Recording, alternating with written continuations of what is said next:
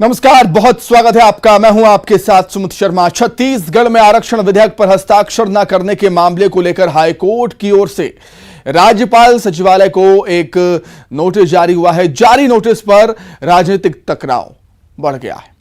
Congress BJP में जुबानी जंग तेज हो गई है। बीजेपी जहां कांग्रेस को आरक्षण पर भ्रम फैलाने का आरोप लगा रही है, तो वहीं कांग्रेस का कहना है कि विधानसभा से पास बिल पर राज्यपाल सवाल नहीं कर सकती। बात आज इसी पर, उससे पहले रिपोर्ट देखें आप।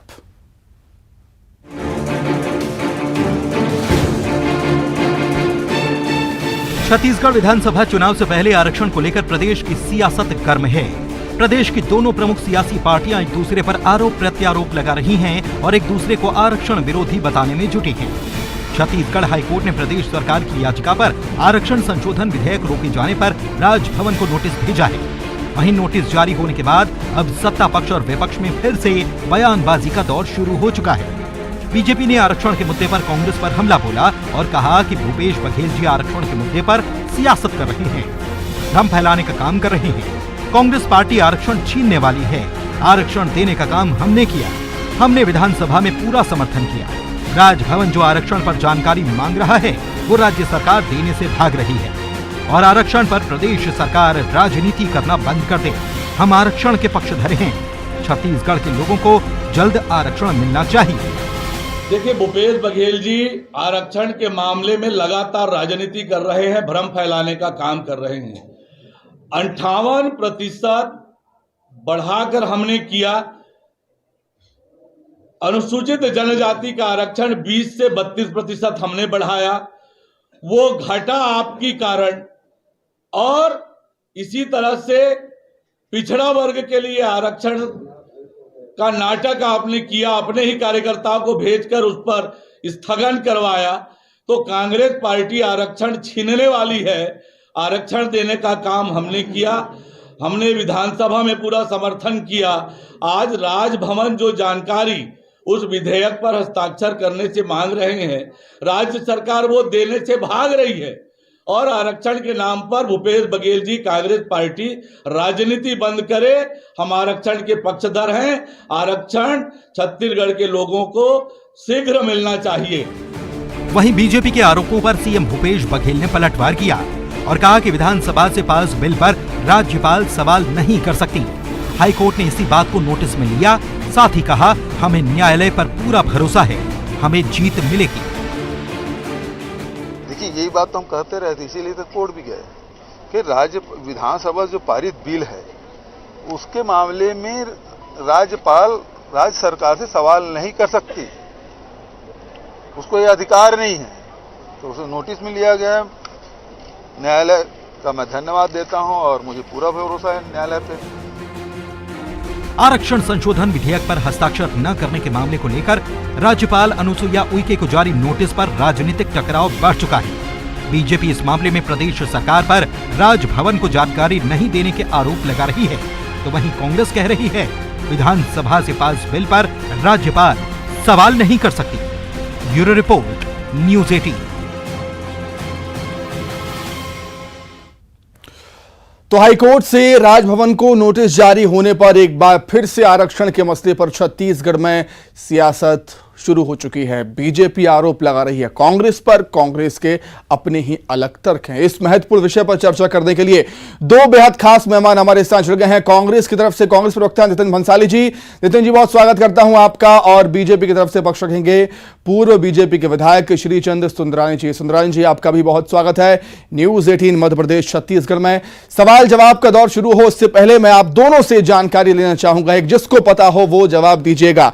क्या आप दोनों में से किसी को पता है कि जो नोटिस जारी हुआ है हाईकोर्ट की तरफ से, उस नोटिस में किन किन बातों का जिक्र है? नितिन जी। देखिए, उस नोटिस में क्लियर कट इसी बात का जिक्र है, क्योंकि संवैधानिक रूप से संविधान में जो मिले अधिकार है उनका दुरुपयोग हो रहा है। तो याचिका जो लगी थी, याचिका के अनुसार हाईकोर्ट ने गवर्नर हाउस से, गवर्नर सचिवालय से, राजभवन के सचिवालय से ये सवाल किया है कि आपने ये विधेयक को क्यों रोका है। इस विषय पर उनको इस विषय में जवाब देना है। तो जवाब राजभवन को दे नहीं रहा है, जवाब तो डॉक्टर रमन सिंह दे रहे हैं। तो ये तो ऐसा प्रतीत होता है कि ये भाजपा के राष्ट्रीय उपाध्यक्ष तो है, और साथ ही मुझे ऐसा लगता है कि गवर्नर हाउस के प्रवक्ता भी बन गए हैं। ठीक है नितिन जी, मैं लौटूंगा आपके पास। सुंदराय जी भी कुछ कहना चाह रहे थे। जी सर। देखिए, ये न्यायालयी प्रक्रिया है। अगर इन्होंने अदालत में इसको प्रकरण को ले गए हैं तो निश्चित रूप से इसका जवाब गवर्नर साहब ही दे पाएगी, क्योंकि न्यायपालिका के मामले में बोलना उचित नहीं होगा। लेकिन नितिन बंसाली जी बोल रहे हैं कि डॉक्टर रमन सिंह जी जवाब दे रहे हैं। समिति तो डॉक्टर रमन सिंह जी ने तो कभी जवाब दिया नहीं, और डॉक्टर रमन सिंह जी बिल्कुल नहीं भैया। वो राजनीतिक विषयों पे डॉक्टर रमन सिंह जी बोल सकते हैं, लेकिन न्यायपालिका के मामले में कभी भी डॉक्टर रमन सिंह जी नहीं बोलेंगे। और फिर राजभवन से हम लोगों का लेना देना क्या है?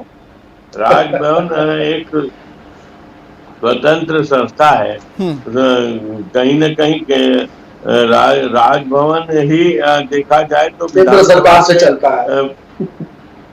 विधानसभा उन्हीं की है, मुख्यमंत्री को वही शपथ दिलाते हैं। तो कहीं न कहीं मुख्यमंत्री जी को मर्यादाओं का ध्यान में रखना चाहिए। राजभवन विवाद में रहे, ये कभी नहीं होना चाहिए।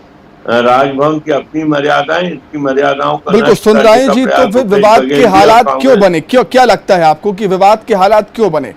जो कांग्रेस बार बार आरोप लगाती है कि बीजेपी ने राजभवन को राजनीति का अड्डा बना दिया, आपको क्या लगता है विवाद के हालात क्यों बन रहे हैं सर?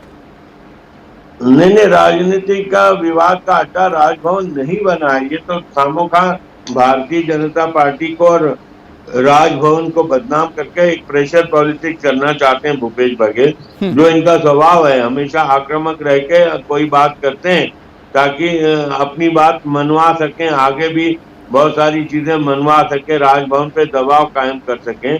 लेकिन राज्यपाल महोदय सारी तथ्यों की जानकारी लेने के बाद, और कहीं न कहीं उन्होंने तो कहा है ना कि मैं संतुष्ट हो जाऊंगी, हस्ताक्षर कर दूंगी। उन्होंने 10 प्रश्न उठाए थे, उनके जवाब इन्होंने दिए। वो विशेषज्ञों से राय ले रही होगी। हालांकि मुझे नहीं पता राजभवन में क्यों रुका है, कैसे रुका है, क्या वजह है, लेकिन कहीं न कहीं राजभवन को विवाद के कटघरे में नहीं लाया जाना चाहिए। प्रजातंत्र के मूल्यों पर हमारी आस्था रहती है। कहीं न कहीं राजभवन को विवाद में नहीं लाया जाना चाहिए, मेरा इतना हमेशा आग्रह रहा है जी। और ये जिस प्रकार से राजनीति, बाकी मुद्दों पे राजनीति करें, मोदी जी का विरोध करें, मोदी जी को कुछ भी बोले, केंद्र सरकार को कुछ बोले, भाजपा को कुछ बोले, लेकिन राजभवन को विवाद में नहीं लाया जाना चाहिए। राजनीति का अखाड़ा तो कांग्रेस बना रही, भारतीय जनता पार्टी ने तो कभी राजभवन को अखाड़ा नहीं बनने दिया। ठीक है सर। मैं सुंदराय जी, मैं आपके पास लौटूंगा। नितिन जी आपके पास आ रहा हूं मैं। नितिन जी, अरुण साव जी को आपने सुना होगा, उन्होंने फिर से आरोप ये लगाए हैं कि राजभवन की तरफ से, राज्यपाल जी की तरफ से जो सवाल पूछे गए थे उसके जवाब आप लोग ने नहीं दिए हैं, और शायद यही वजह है कि वो हस्ताक्षर नहीं कर रही है राज्यपाल महोदया।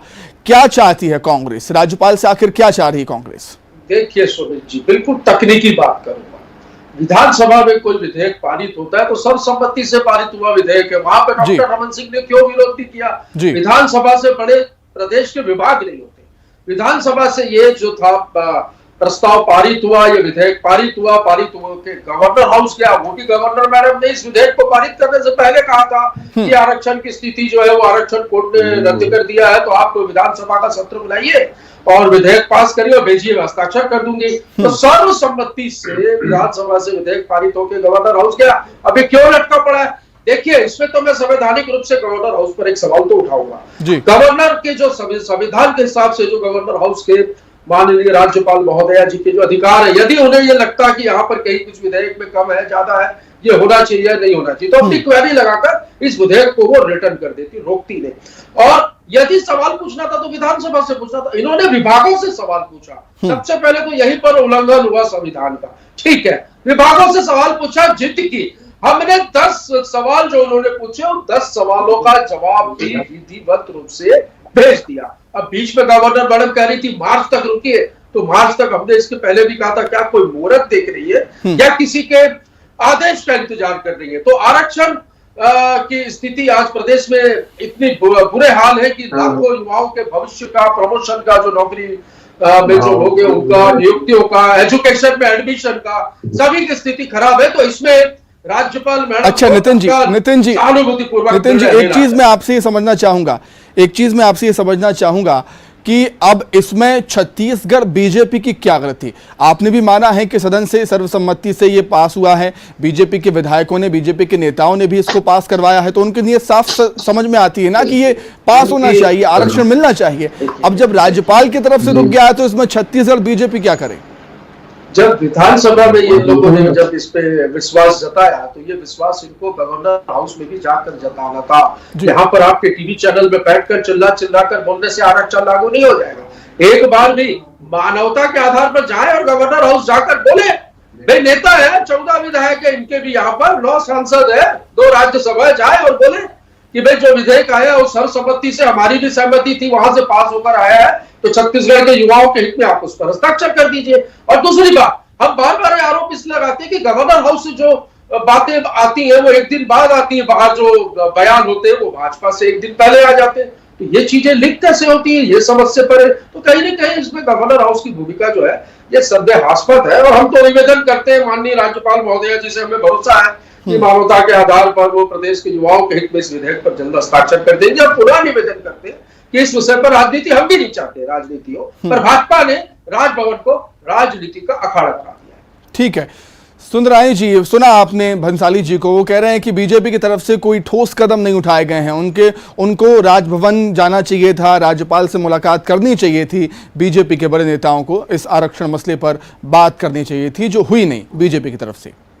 देखिए, भारतीय जनता पार्टी ने सर्वसम्मति से विधेयक पारित कराने में पूरा सहयोग किया। हाँ, और लगातार भारतीय जनता पार्टी का ये स्टैंड रहा है कि आरक्षण मिलना चाहिए, क्योंकि हमने तो 2011 अब नितिन जी ये चाह रहे हैं, सुंदरानी जी, नितिन जी अब ये चाह रहे हैं कि बीजेपी और कांग्रेस साथ में जाए, राज्यपाल से बात करे।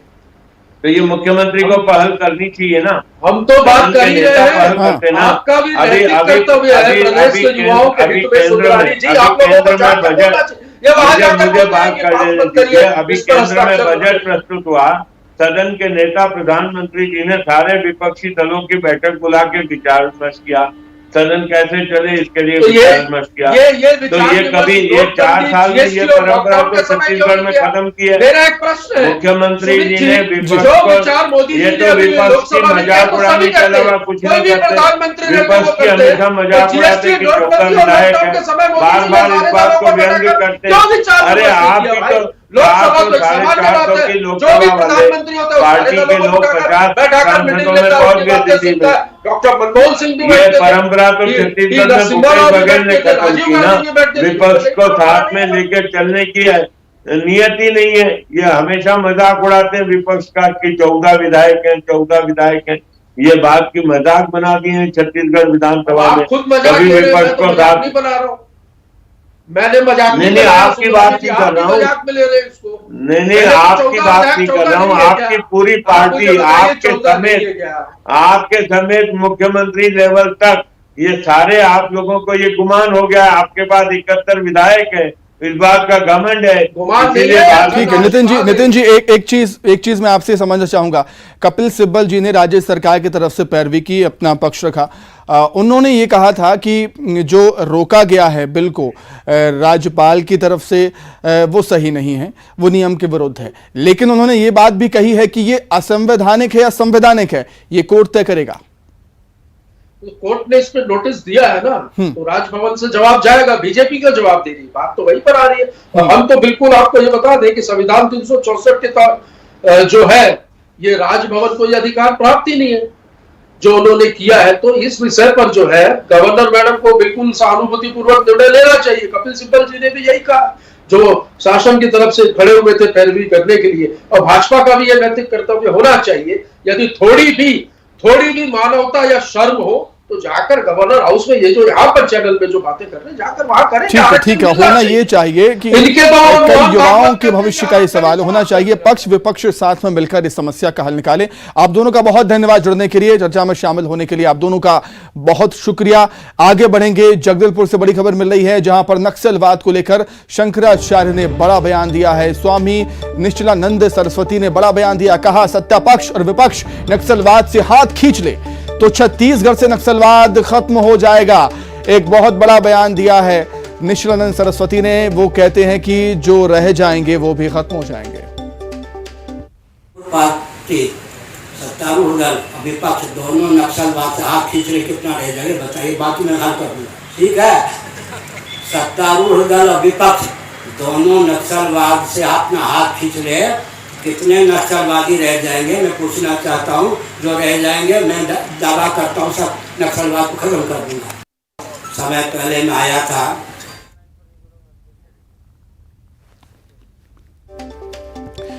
ठीक है। निशिलानंद जी के बयान को हम समझने के लिए हम बातचीत करेंगे। डिप्टी एडिटर अभिषेक शुक्ल जी हमारे साथ जुड़ गए हैं फोन पर। अभिषेक, समझना चाहूंगा आपसे कि क्या मायने हैं इस बयान के, क्योंकि कहीं ना कहीं हम ये कह सकते हैं कि इस बयान से सत्ता पक्ष विपक्ष दोनों को आड़े हाथों ले लिया है। बिल्कुल सही कहा आपने। ये जो बयान उनका है इसे इसी तरीके से देखना चाहिए जो स्वामी निशिलानंद सरस्वती का है। उन्होंने कहा है कि सत्ता पक्ष और विपक्ष खींच ले तो नक्सलवाद खत्म हो जाएगा। ये अपने आप में देखिए इसमें बड़ा बयान है। नक्सल प्रभावित क्षेत्र है छत्तीसगढ़ और लगभग 23 साल इसको हो चुके हैं यहाँ पर बने, और ऐसे में अगर इस प्रकार का बयान आता है तो स्वाभाविक सी बात है उंगलियां सत्ता पक्ष और विपक्ष पर जो अब तक सरकारें रही हैं उन सभी पर उठ रहे हैं। सीधा सा मतलब उनका है इस बयान का कि वो इच्छा शक्ति पर उठा रहे हैं सवाल, राजनीतिक इच्छा शक्ति पर सवाल उठा रहे हैं, चाहे मौजूदा सरकार हो या पिछले जो सरकारें रही हो, वो सबको एक कटघरे में स्वामी निशिलानंद सरस्वती ने खड़े करने की कोशिश की है इस बयान के जरिए। अब देखना यह है, खलबली तो निश्चित तौर पर सियासी लोगों में मचेगी क्योंकि चुनावी साल भी है। क्या रिएक्शन आता है इस पर हालांकि देखने वाली बात होगी। अब बिल्कुल अभिषेक, आपने सही बात कही कि इच्छा शक्ति पर सवाल उठा दिए हैं राजनीतिक पार्टियों की। बहुत शुक्रिया आपका जुड़ने के लिए, और इसी के साथ ही बुलेटिन में इतना ही। नमस्कार।